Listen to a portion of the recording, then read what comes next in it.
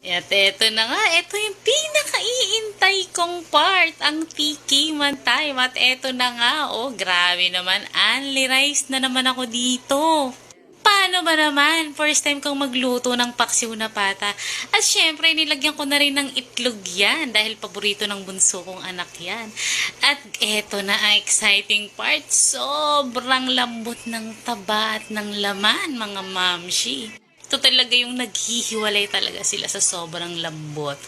O diba, ewan ko na lang kung hindi ka talaga mapa-only rice dito sa ulam na to. Habang ginagawa ko nga ito, yung aking isang anak takam na ang sabi, Mami, bilisan mo naman, nagugutom na ako. Sulit nga talaga ang pagkaluto ko dito. Ito naman, tingnan nyo naman yan. No? Nakikita nyo ba, naghihiwalay na talaga yung laman niya sa sobrang lambot. Ewan ko talaga ako dito mga ma'am, sobrang sarap.